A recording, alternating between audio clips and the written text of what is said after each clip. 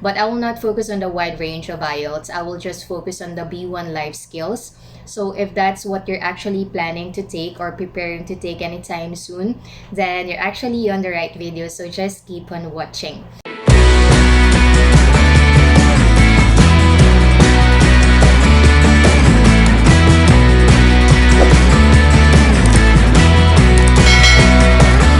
Hi everyone, this is Kennedy and welcome back to our channel. I know it's been a while since our last upload. We've been just so very busy, but we're back on track now, so I will start to upload as much as I can about me and Daniel's long distance relationship journey.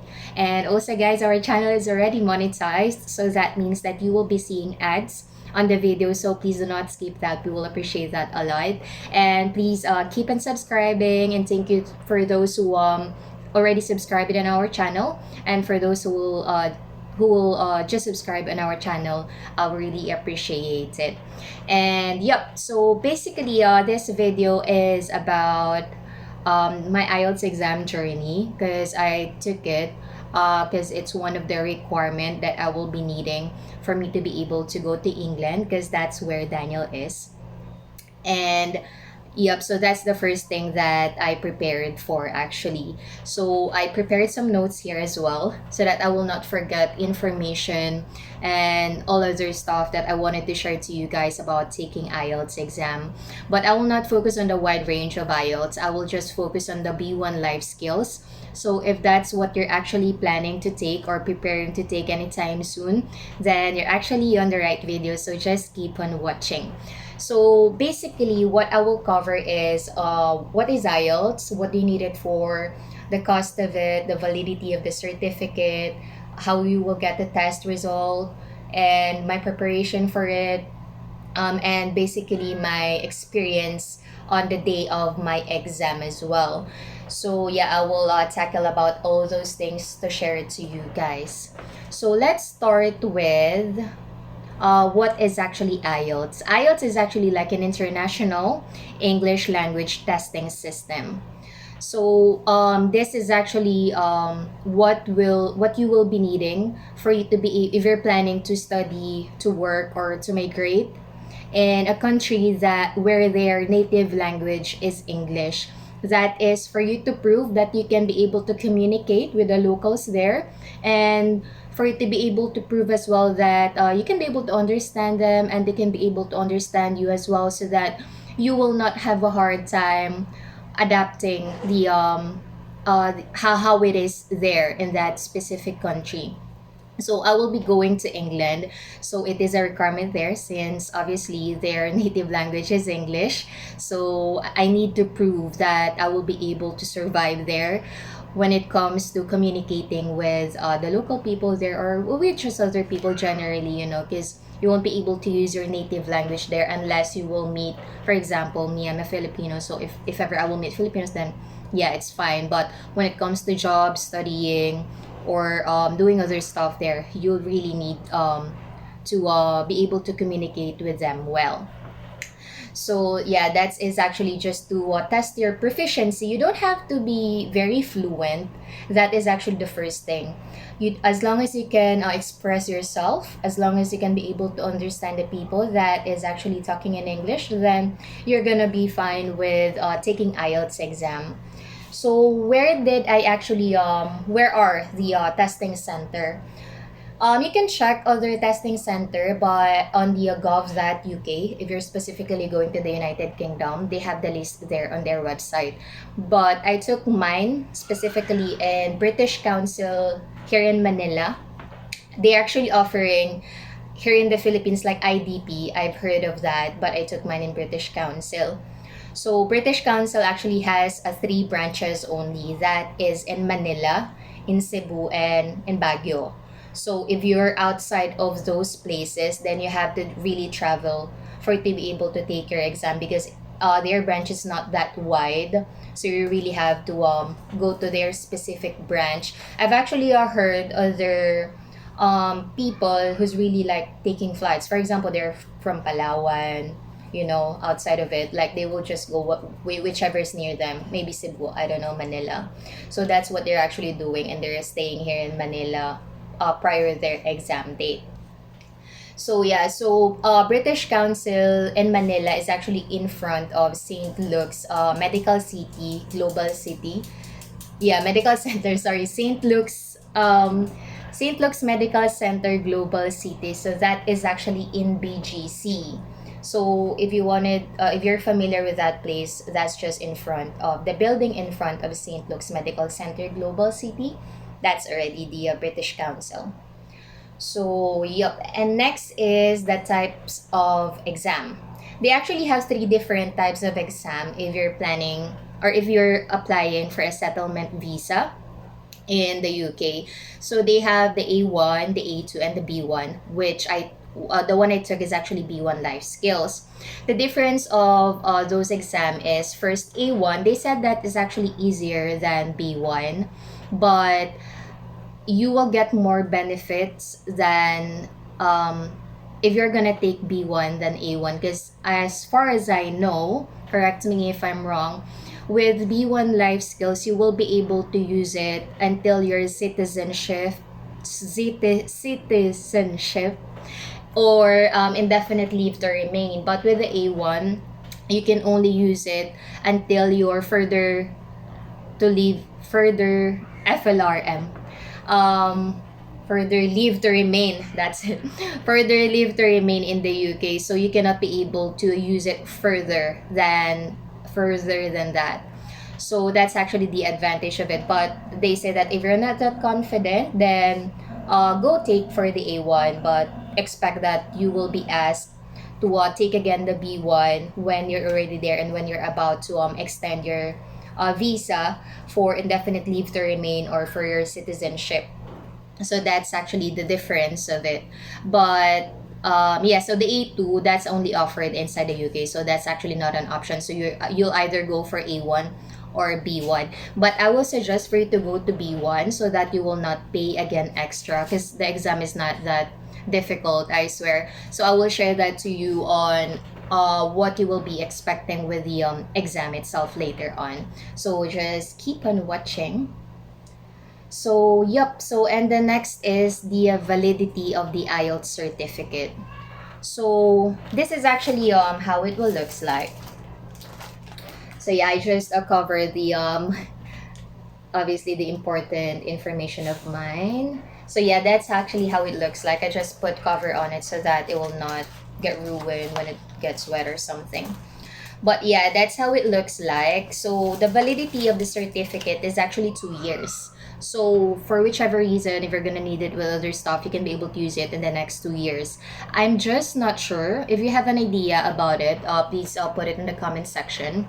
I'm not sure because since B1, you can be able to use it until your citizenship. So I'm not sure if it's already expired. Can you still be able to use it?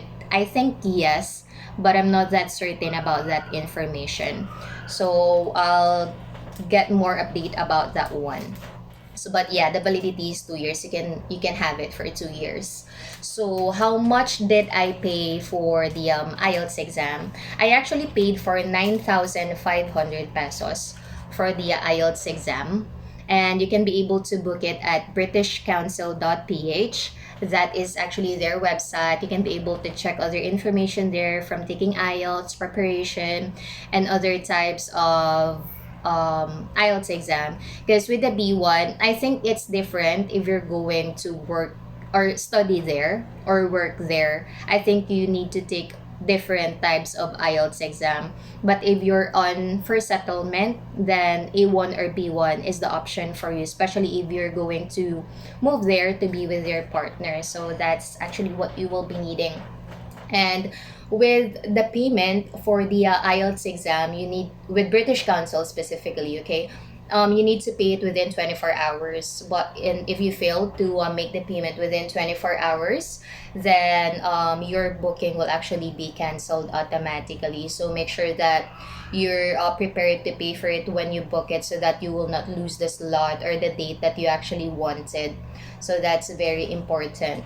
So when booking a test, you can once again it's on britishcouncil.ph. I will suggest is okay because you have to provide the correct and accurate information about yourself.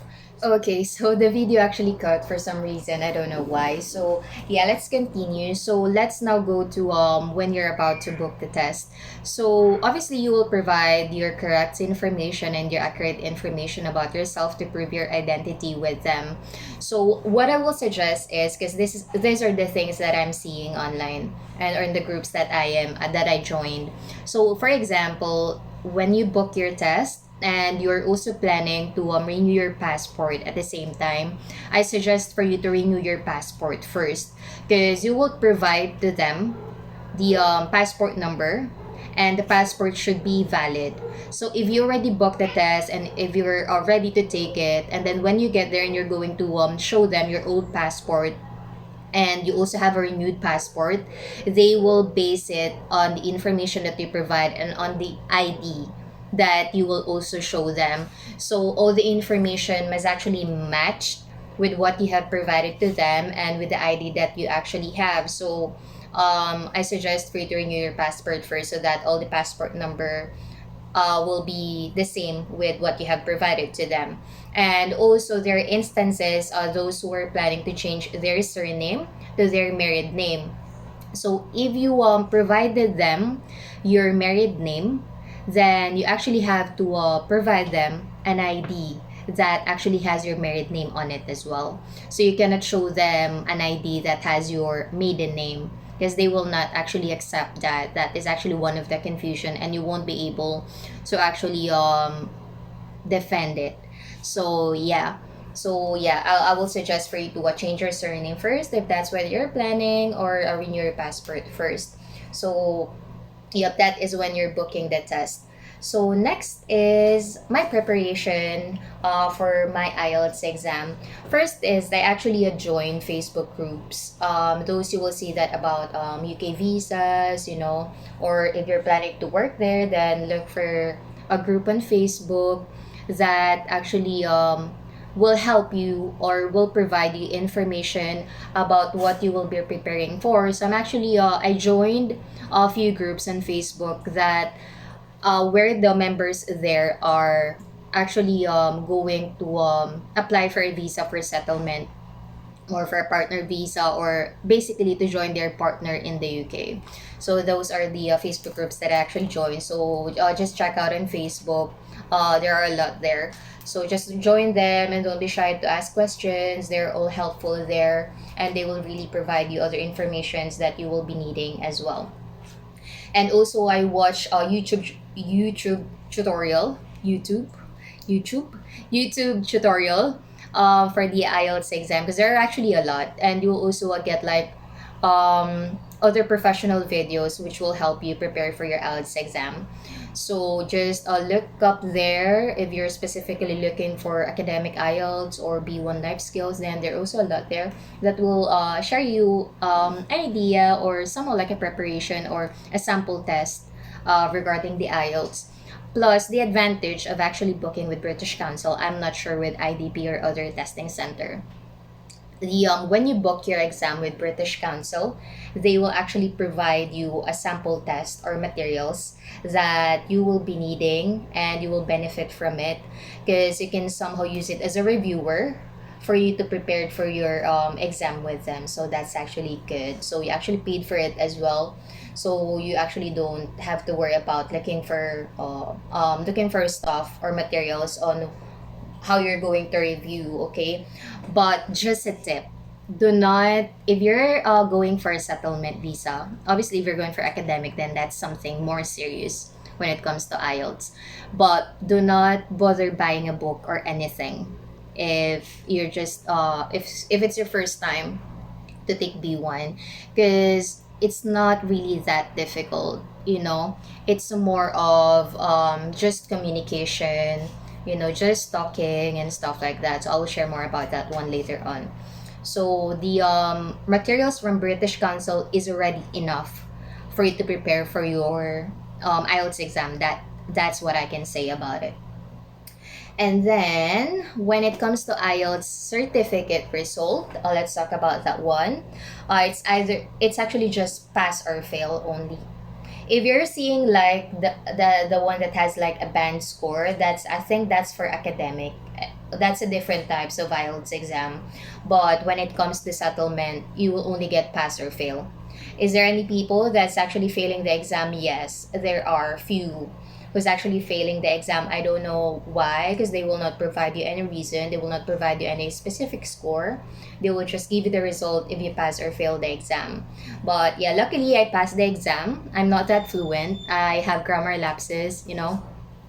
I I am not basically that fluent. I'm just maybe I'm trying to be confident as much as I can, but I also try to be more aware of my grammar. So yeah, so it's either pass or fail only.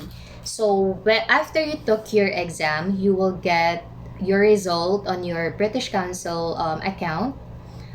You will just see their pass or fail only. So you will get that a week after your exam. I get mine a week after my exam. So you will just see there the pass or fail result only. And then you will get the certificate. Mine, I after I received the result in my account online, the day after that, I received an email with a tracking number of the it's actually will be delivered by to go courier.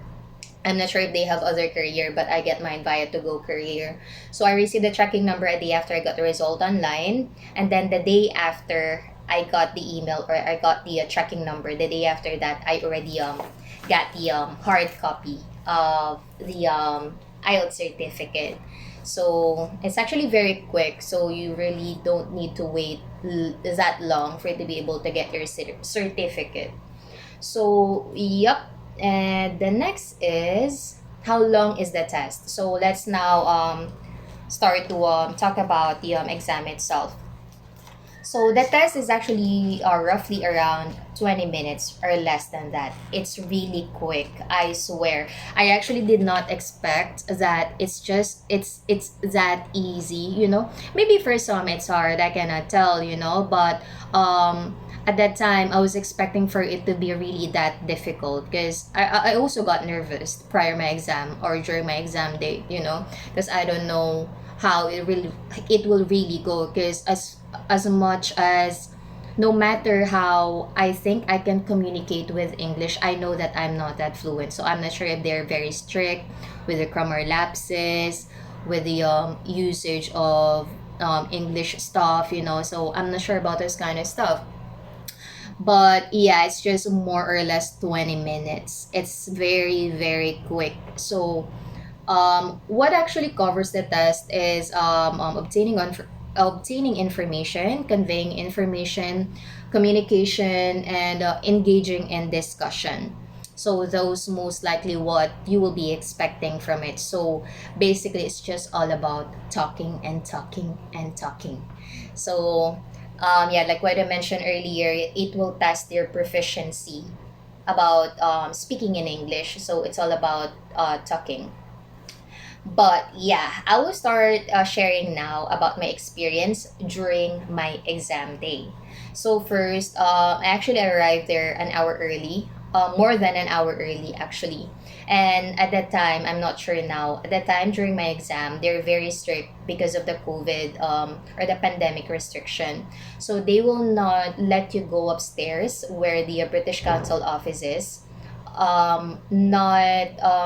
Not more than an hour. So if it's already an hour or less than that, then you have to go upstairs. That's the time that the guards will allow you to go to a British Council upstairs. And yep, so bring an extra ID at the lobby. But as far as I remember, they just checked my passport that time. Then asked me to remove my mask and then my face shield and then check if it's really me using the ID. But yeah, so just bring extra ID just in case because you will be needing your passport or whatever ID you submitted with a British Council. And then when once you go upstairs, they will get your biometrics. So you will have your photo taken because the photo is actually about this. So they will put it on your certificate, that one, like that one. I actually don't like it. But yeah.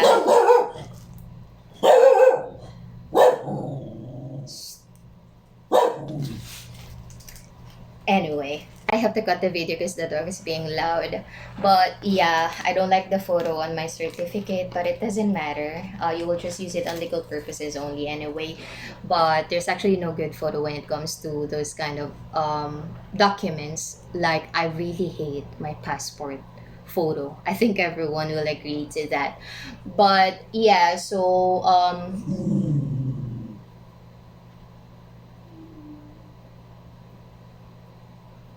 yeah, so you will have a partner.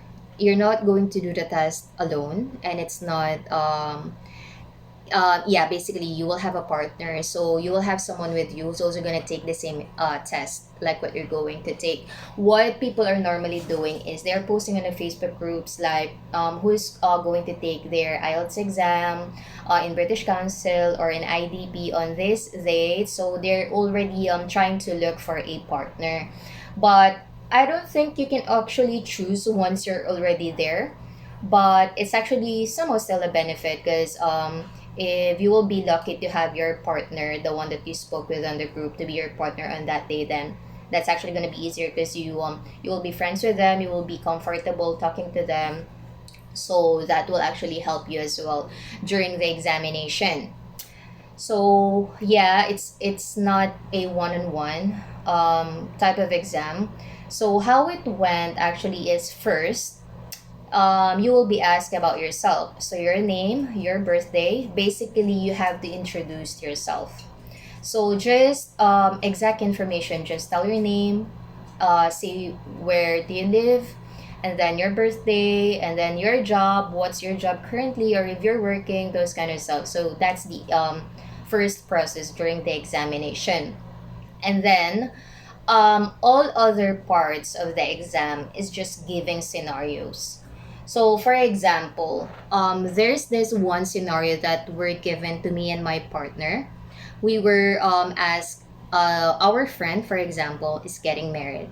So, we have to discuss with each other on what would be the best gift or present that we think will benefit them as a newly married couple.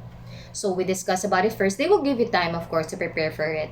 And to discuss things with your partner. Are we going to talk about this? Or are we going to talk about that? So they will the person will actually give you enough time to prepare for that. And then once the time starts, then you will just basically start to discuss about it. Like, what do you think would be the best gift that we should give to our friend? Like, you think utensils will be better for their house, you think a microwave, that's just how it is. And then the second scenario is we were asked what is our favorite occasion. So you will answer it one by one, but do not worry because the answer of your partner will not affect the result of your exam. You will still be evaluated one by one, but the use of the partner is for you to be able to have someone to discuss these things with, for able to approve your English and those kind of stuff. But yeah, so we were asked what's our favorite occasion, and I said that my favorite occasion is, I think, Christmas. I answer there Christmas because that's where I get to be with the people I love, my family, my friends, So that is the occasion that is actually the reason why I am uniting with the people that is very close to me. So basically, those are just what it is about. So you don't have to really worry. There are other people who's actually worrying because their partner is also a Filipino. So basically, they don't talk in English every day. So I remember this person who asked me like, I'm worried and I'm nervous about it because me and my partner are actually not speaking in English whenever we're having a communication, But that's fine, as long as you can speak in English. You can express what you want to say to other people. You will be fine. So you don't have to have perfect English. You don't have to use the most powerful English, those unused English. That's not important as long as you really can express yourself. Then you will be fine. So just keep on watching YouTube videos that will actually help you. But once you book your exam, just maximize the materials that British Council will actually be providing you, so that will also help you. So yeah, that's basically what I can share to you about my IELTS exam journey, and I hope it actually it will help you to prepare for yours as well. And if you're planning to take one, so I hope this will somehow gives you ease and peace for you to be not that for you to not be that nervous about taking the exam, because the more you get nervous, then the more you will have a hard time expressing yourself. So yeah, so thank you for watching, and if you have questions, just put it in the comment box below. I will try to answer it as much as I can regarding B1 Life Skills exam. I will definitely be happy to share to you the information that you wanted to know about, as long as I can be able to answer it, I will. And yep, so don't forget to subscribe in our channel, guys. I will really appreciate that a lot. And then follow our social media accounts. And yep, thank you for subscribing and thank you for watching. So you guys have a nice day and see you soon. Bye.